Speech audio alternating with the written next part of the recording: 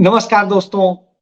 कल आपके साथ हमने फासिस्ट फरसावादी पार्टी की जो है बात की थी, जो फासिस्ट राष्ट्रवादी पार्टी थी। उसमें तमाम सारी बातें आपको बताई थी, मुसोलिनी और सारी चीजें। एक समय में इटली से आरएसएस को भारी प्रेम था।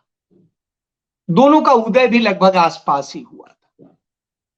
गांधी जी जो है जिस तरीके से सेकुलर कांग्रेस बना रहे थे, और वो सेकुलर कांग्रेस से कुछ कांग्रेसी खफा थे, उन्होंने छोड़ करके हिंदुस्तान में आरएसएस बना ली।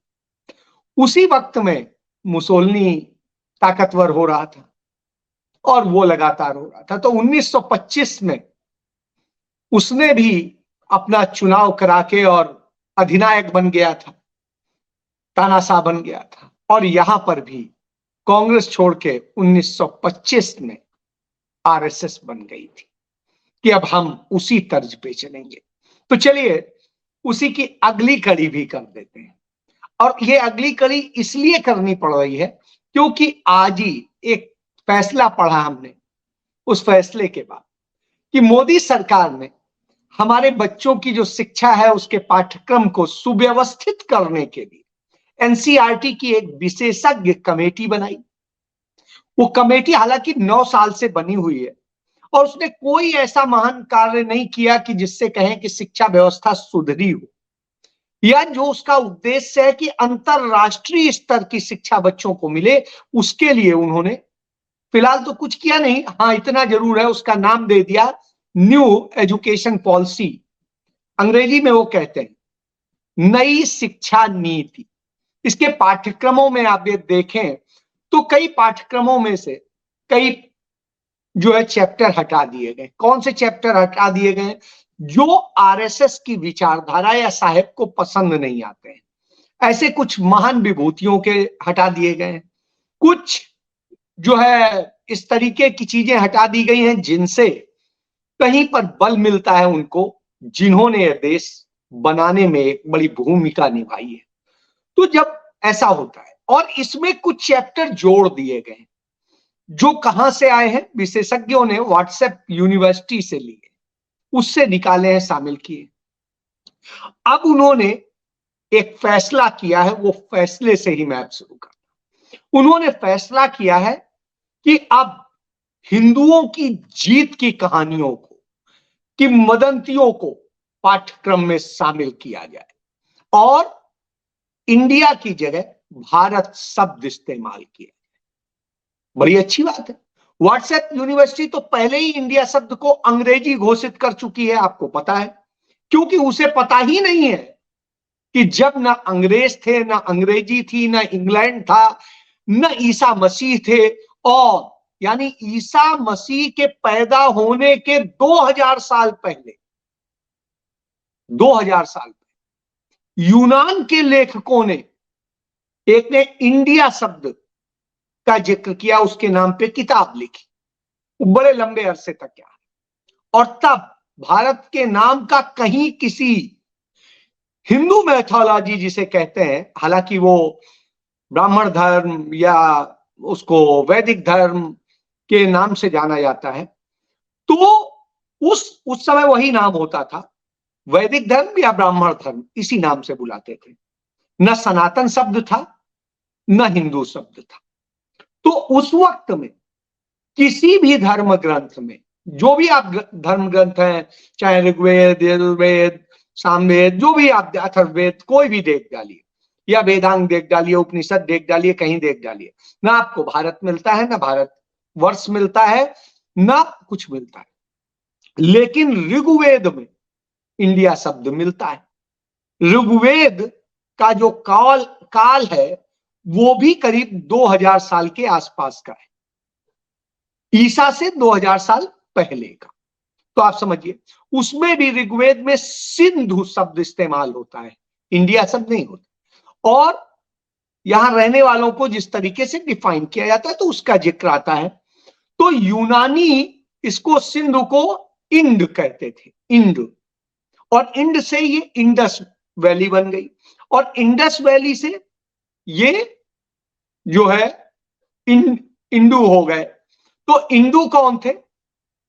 जो इंडस वैली में रहते थे, इंडस के आसपास के इलाके के लोग, यानी जिन्हें आज आप भारत कहते हैं। उसी समय में ऋग्वेद के समकालीन ही एक ग्रंथ है जो दुनिया के दो सबसे पुराने ग्रंथ हैं, ऋग्वेद और अवस्था।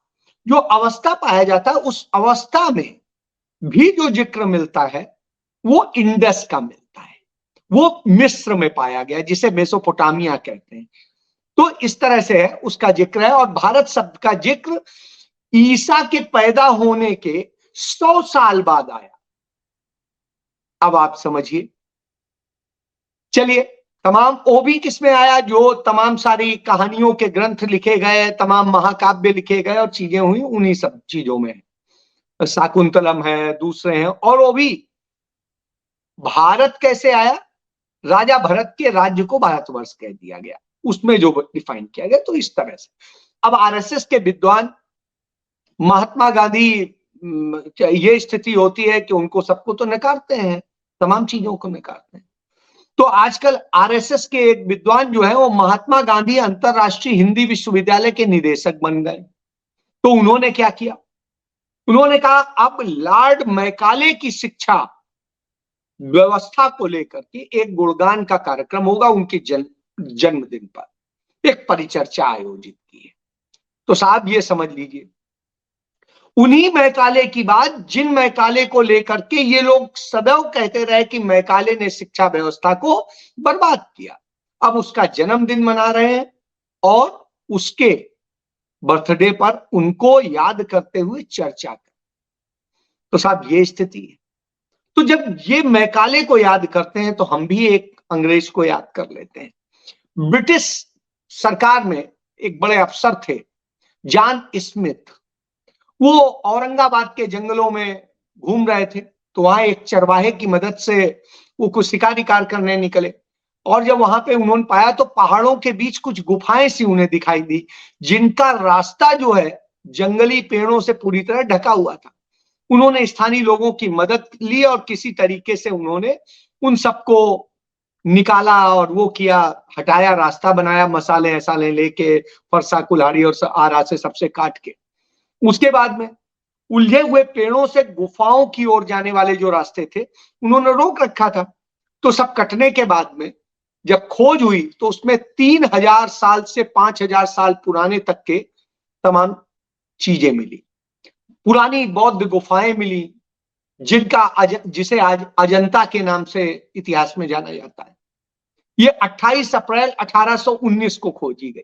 अब आप समझिए, इसके बाद में 5000 से अधिक साल पुराना जो सिंधु घाटी की सभ्यता है, जिसे मोहनजोदड़ो हड़प्पा की सभ्यता कहते हैं, वह सभ्यता भी 1920 में तब मिली जब रेल लाइन के लिए खुदाई हो रही थी। तो आप समझिए वो खोजा गया। तो पता चला कि साहब, जिस आप हिंदू धर्म की बात करते हैं उसके जो ग्रंथ मिलते हैं, सबसे प्राचीन ग्रंथ मिलते हैं, उसके पहले जो सभ्यता पाई जाती है, आप कहते हैं राम 5000 साल, कृष्ण इतने साल, उन सब का तो इतिहास का कोई प्रमाण मिला नहीं है। लेकिन जिनके मिले हैं उनमें बौद्ध मिले हैं, जैन मिले हैं और वैदिक काल के मिले हैं। और जो वैदिक काल के मिले हैं वो सारे ग्रंथ कहानियां कुछ और बताते हैं, उनमें कहीं किसी उसका जिक्र नहीं आता है। तो फिर समझिए, यानी 1920 से पहले दुनिया जानती ही नहीं थी कि सिंधु घाटी की भी कोई सभ्यता थी, वहां पर बौद्ध भी थे और क्या क्या था, और सब जो अवशेष मिले। तो यह स्थिति है कि यूरोप का फेंका हुआ कूड़ा खाकर हम जो है बलवान हो जाते हैं, उसे च्यवनप्राश समझ लेते हैं और ताकत दिखाने लगते हैं, खुद को बताने लगते हैं कि हमारे इर्द गिर्द क्या है और कैसे है। तो यह स्थिति है।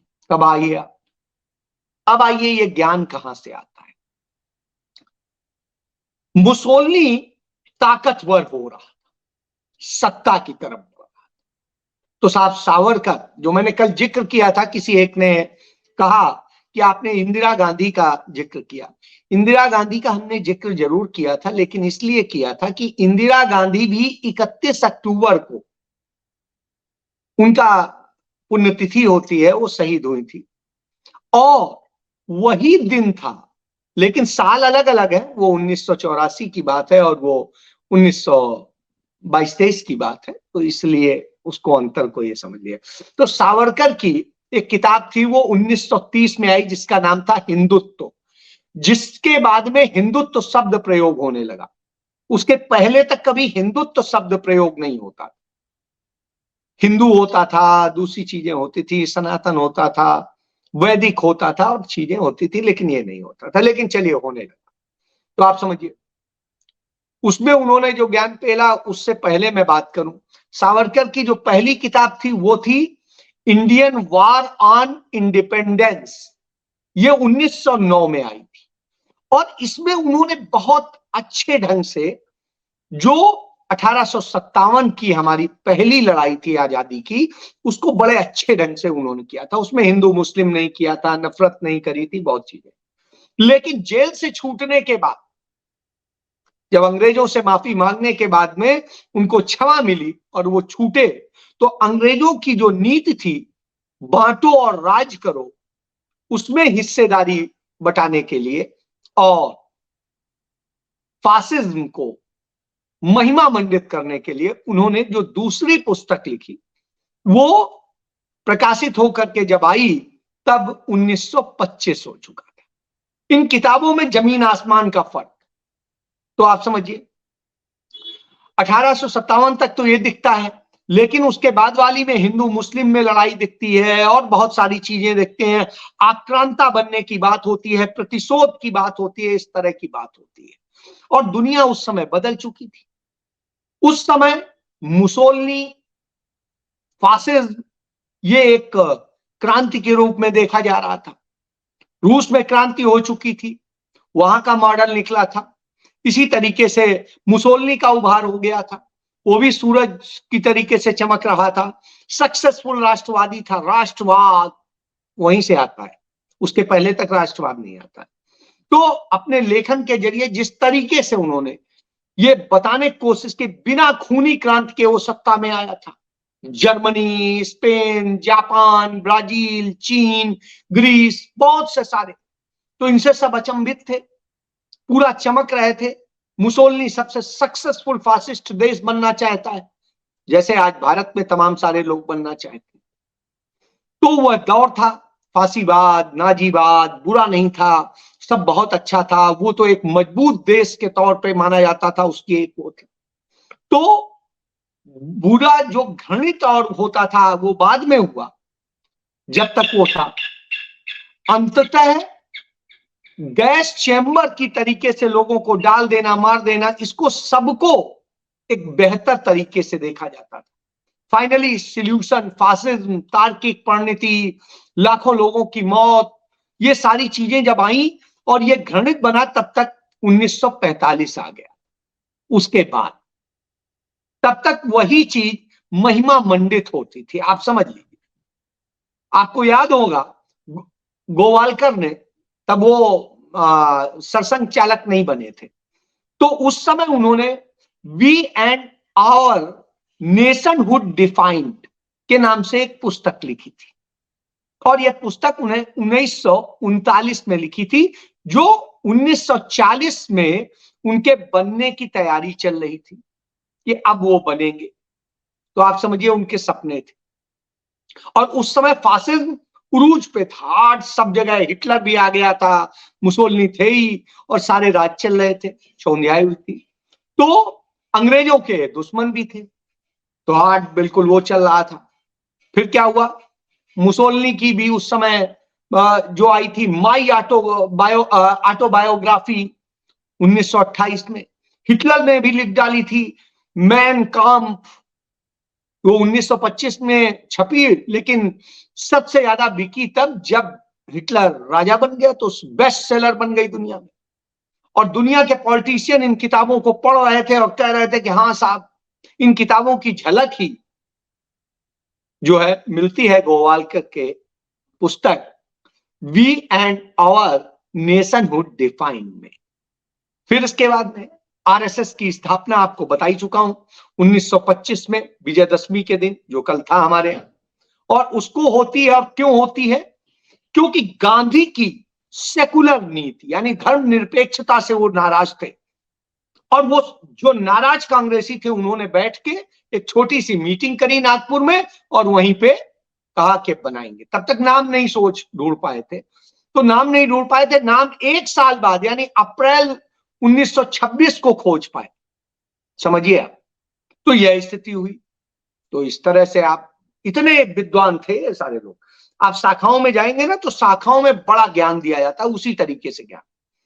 चूंकि उस समय तक इटली से कोई नफरत थी नहीं, क्योंकि सोनिया गांधी तो पैदा नहीं हुई थी, और उस समय तक इटली में सब मुसोलिनी होते थे जो भगवान थे उनके, और इनके जो संस्थापक में से थे जो वो परम पूज्य बीएस मुंजे, वो जा करके मुसोलिनी से मिले थे, उनके चरण बंदन आशीर्वाद लेकर के आए थे, उनसे सीख के आए थे, ट्रेनिंग लेके आए थे। तो इटली, उसके बाद में वो हिटलर से भी मिले और सब कुछ था।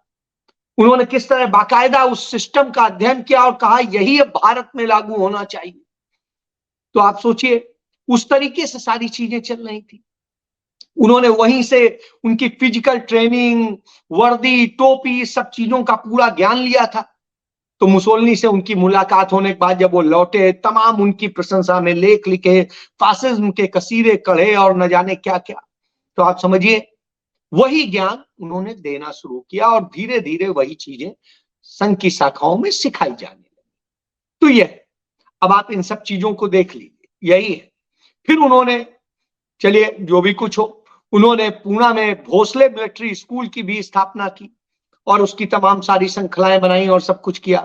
फिर वो ये सारी चीजें, जिस तरीके से फासिज्म को का इतिहास जो था, वो सब चीजें, बहुत सारी चीजें, लेकिन गांधीवाद हिंदुस्तान में बढ़ रहा था, गांधी गांधी हो रहा था।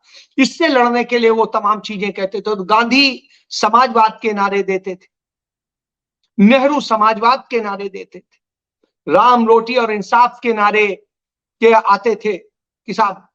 तो जल्दी इन्हें इस पे लौटना पड़ा कि हाँ, राम रोटी और इंसाफ पे लौटेंगे, क्योंकि नहीं तो अब तो मारे जाएंगे, क्योंकि फासिज्म तो खत्म हो रहा है। और जब फासिज्म खत्म होने लगा तो साहब स्थिति खराब हुई, बेचारे सरसंघ चालक भी नहीं बन पाए। तो ये सारी चीजें हुई। तो इन सब के बाद में जब ये जो विचारधारा है, आज भी आप देखिए, जब तक संघ का कहीं पूरी ताकत से नहीं आती है, तो वो कहती नहीं सब ऐसे होना चाहिए, सबको समान अधिकार मिलने चाहिए, ऐसे होने चाहिए, वैसे होने चाहिए। लेकिन जैसे ही ताकत में आते हैं तो कहते हैं नहीं साहब, ऐसे ही होगा, यही होगा, एक देश, एक विधान, एक ये, एक वो। तब इसकी आती है, और तब फिर दूसरों को वो कर दो, इसको ये कर दो, उसको। चुनाव आए तो मोहन भागवत ने कल भाषण दे दिया, इतना बड़ा भाषण दिया कि साहब ऐसे होना चाहिए, सबको समान है, सारी चीजें हैं, बहुत सारी चीजें कही, बहुत सारी चीजें खा भी, बहुत सारी चीजें धीरे से बैक साइड से नफरत भी पनपा गए। तो वो आदत में शुमार है। तो बस इसी तरीके से चलता है। तो यही स्थिति थी। चलिए, तो ये जब सब चीजें होती हैं तब यही हालात। तो चलिए फिर वापस लौटते हैं। जब हमने बात करी इटली की, मुसोलिनी की, तो नीरो की भी बात करना जरूरी है। नीरो कौन था? नीरो एक राजा का बेटा था, बाप को मार डाला गया, मां विधवा हो गई। अब वो बचपन में कुछ नहीं, वो कलाकार बनना चाहता था। अब मां के साथ में वो बाहर हो गया। तो एक दौलतमंद नोबेल थे, उन्होंने जो है राजा के साथ में जिस तरीके से, तो उन्होंने उसको जिस तरीके से मरवा दिया, सब कुछ हुआ। उसके बाद में वो नोबेल जो थे अपना चले गए दुनिया से। तो बेटा भी बेचारा उसमें गरीबी में आ गए, सब जगह आ गए। उसके बाद में उनकी मम्मी ने दूसरे से शादी कर ली। तो कुछ दिनों बाद वो राजा के साथ रहे, और बाद में उन्होंने राजा को मार के खुद राजा बन गए। जब वो राजा बन गए तो नीरो राजकुमार बन गया। राजकुमार बन गया तो उसने फिर क्या किया, उसने कहा कोई बात नहीं, उसने मम्मी के साथ में रहने लगा, मम्मी का शासन चलने लगा। मम्मी जो है पूरा सब चीजें वो करती। कुछ दिनों बाद में मम्मी ने धीरे से जहरीले मशरूम खिला के अपने पति, जो दूसरे पति थे क्लाडियस, उनको जहर खिला के निपटा दिया। तो अब जो है नीरो 17 साल के थे, तो उनको तो समझ थी नहीं, और वो कलाकार टाइप के आदमी, तो क्या उन्हें गद्दी पे तो बैठा दिया गया, लेकिन मम्मी राज चलाती, कुछ समय होता। लेकिन नीरो तो अपने दिल फेंक, तमाम सारे नाटक देखना, संगीत सुनना, नाच गाने देखना, रोकड़े लुटाना और न जाने क्या क्या, माँ उस पर विरोध करती। तो नीरो को बर्दाश्त नहीं, उसने मम्मी को मरवा दिया। फिर उसके बाद में उसने शादी की, बीवी से बच्चा नहीं हुआ तो बीवी को मरवा दिया। फिर दूसरी शादी की, फिर एक दिन गुस्से में आया, दूसरी बीवी को मरवा दिया। अब इन सारी घटनाओं को देखकर वहां की जनता में निराशा आने लगी राजा के प्रति। तो राजा जी ने कहा आप क्या करें? तो उन्होंने कहा कोई नहीं, गुस्से का। तो उन्होंने निंजा टेक्निक थी उनके पास में, तो उन्होंने पब्लिक गुस्सा कम करने के लिए इवेंट कराने शुरू कर दिए। अब वो सारे इवेंट होते, वो खूनी खेल टाइप के होते। एक तरफ जो है देश के खिलाफ आक्रमणकारी लोग बनते, दूसरी तरफ रोमन भक्त बनते और उनमें लड़ाई होती, और जो जीतते बिल्कुल एक दूसरे को मार डालने के वाली लड़ाई होती, और जनता लहूलुहान होती और सब कुछ होता, मरते, और इसी में प्रसन्नता होती, लाखों करोड़ों रुपया उस पर लुटाया जाता, सब कुछ होता, बस शांत से चल रहा था अप्रीवेंस में। फिर जब कहीं पे दंगे फसाद उनके राज्यों में होते तो राजा साहब दूसरी जगह घूम रहे होते। तो राजा साहब को मतलब ही नहीं था, जैसे हमारे यहाँ मणिपुर में होता है कि मणिपुर में सब कुछ दंगे फसाद सब कुछ हो रहा है, राजा साहब दुनिया में घूम रहे हैं, तो वैसे ही विदेश भ्रमण करते थे, वो भी चले जाते थे। यहाँ बगल में दिल्ली के जो है नूह जलता है, लेकिन राजा साहब चले जाते हैं, कुछ और करते हैं। तो उसी तरीके से नीरो करता था। फिर वो अपने ढंग से ही तमाम अभिनय करता, तमाम तरह के डायलॉग बोलता, वो टेलीप्रॉम्प्टर यूज नहीं करता था, एक सांस में बोल जाता था, तमाम सारे लीड रोल करता था। कभी वो दार्शनिक बनता, कभी वैज्ञानिक बनता, कभी योद्धा बनता, कभी कवि बनता, कभी कुछ और बनता, कभी दर्शक बनता, कभी पहाड़ों के भ्रमण करता, कभी तमाम सारे पशुओं के साथ खेल रहा होता, तो सब वो था। लेकिन सब सीनेट उससे बड़ा वो थी। एक दिन रोम में आग लगी, राजा साहब वहां से 35 मील दूर विला में संगीत अभ्यास कर रहे थे, और संगीत अभ्यास कर रहे थे तो समझिए आप, जैसे हमारे यहाँ पुलवामा हो रहा था और हमारे राजा साहब जो है शूटिंग में व्यस्त थे, उसी तरीके से। खैर जब खबर लगी तो राजा जी रोम आए। जब आए तो उन्होंने, तब तक 1/3 रोम जल चुका था, उन्होंने कहा 2/3 जो आने के बाद जला, तो उनका कोई बात नहीं, बहुत स्पेस हो गया, उन्होंने बड़ा सूना सूना लगता है, सब वो कैसे होगा? तो उन्होंने कहा कोई नहीं, महल बनवाइए। शानदार महल बनवाने का, आलीशान महल बनवाने का काम शुरू हो गया। आपने देखा ना, जब कोविड आया, लोग मर रहे थे, सब वो हो रहे थे, हमारे यहाँ सेंट्रल विस्टा बनाने का काम शुरू हो गया, प्रधानमंत्री आवास बनाने का काम शुरू हो गया, लोक कल्याण मार्ग बन गया वो। और उसको पूरा आपने देखा ही कितना, कि जब इस देश के जितने लोग मरे थे उनपे कुछ हजार करोड़ की मांग हो रही थी, लेकिन हमारे यहाँ कहा कि नहीं, उस पे कुछ हजार करोड़ नहीं देंगे, हम तो सेंट्रल विस्टा बनाएंगे, हम जो है प्रधानमंत्री आवास बनाएंगे, हम ये बनाएंगे, हम वो बनाएंगे। तो साहब वो बन गया, नई संसद बनाएंगे। तो उसी तरीके से वो जला था, लोग मरे थे, वो सब लाशें थी, सब ये बन रहा था। तो बहुत खूबसूरत माहौल में उसमें बड़े शानदार चीजें बनी। अभी आपने देखा है संत भवन इधर दिखा रहे हैं, यहाँ पे इस तरीके से जलकुंड है, यहाँ इंटरनल ये है, यहाँ वैसे झूमर है, यहाँ सिंगोल स्थापित किया जा रहा है, यहाँ ये हो रहा है। अब क्या हुआ? सब पैसा भी तो चाहिए था, तो लोगों पे टैक्स बढ़ा दिया गया, महंगाई बढ़ गई, मुद्रा की कीमत हमारे देख ही रहे हैं आप, रुपया कितने में था, आज कितने डॉलर का हो गया है। तो वो सारी चीजें होती चली गई, ये स्थिति, कर्ज बढ़ गया। हमारे यहाँ भी आप देख रहे हैं 55 लाख करोड़ का कर्ज होता था 1947 से लेके 2014 तक का, सबका जोड़ के। सिर्फ मोदी जी की कृपा से आप देखें 174 लाख करोड़ का कर्ज हो गया। उस कर्ज के, ये आप सोचिए, कर्ज भी हो गया और रुपया जो हमारे यहाँ सिर्फ 15.5 लाख करोड़ की करेंसी होती थी, वो डबल हो गई। सोचिए, डबल नोट छाप दिए गए। उसी तरीके से जैसे मुसोलिनी ने कहा था और छाप दो और बढ़ा दो, ये करके तो मुद्रा तो नतीजा आप देख ही रहे हैं, बाकी तो मुझे कहने की जरूरत नहीं है। तो फिर जनता को धीरे धीरे तकलीफ होने लगती है, भाई बहुत सारी बेरोजगारी, महंगाई, सब कुछ तो छाया हुआ है, क्या करें, घर भी बर्बाद है, सब कुछ होने लगा, शोर उठने लगा। नीरो को लगा कुछ सीनेटर उनके खिलाफ मीडिया को इनपुट दे रहे, तो उसने कुछ सीनेटर्स को मरवा दिया। फिर उसके बाद उसको लगा क्या है, तो उसने इतने लोग मरवा दिया, मम्मी को मरवाया, बीवी को मरवाया, रोम जलाने से लेके सीनेटर मरवाए, महंगाई ये सब अब बर्दाश्त से लोगों के बाहर होने लगी। तो जगह जगह विरोध होने लगे, विरोध होने लगा। तो कुछ जो सीनेटर बचे थे जिन्हें मौका लग रहा था, उन्होंने का फायदा उठाया, उन्होंने एक मत होकर राजा को पब्लिक इनेमी मतलब जनता का जो है दुश्मन घोषित कर दिया। अब जब ये घोषित हो गया तो आदेश हो गया जहां दिखे मार दिया जाए। ये खबर नीरो को मिली। नीरो अपने एक बाहर महल में था, उसे खबर लगी तो छुपा हुआ था।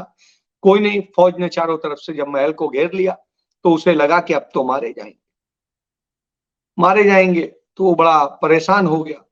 तो उसने फिर फैसला किया वो आत्महत्या करेगा, और उसने अपने पेट में छुरा भोंका और उसने आत्महत्या कर ली। और फिर उसने जो आखिरी शब्द कहे कि कितना शानदार कलाकार मेरे साथ खत्म हो रहा है, यह लिखकर उसने अलविदा कहा।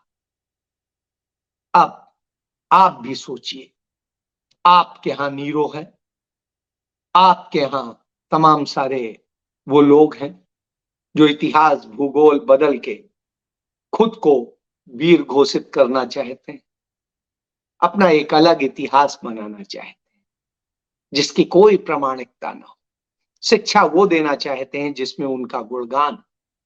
तो गुणगान कीजिए और बोलिए जय हिंद।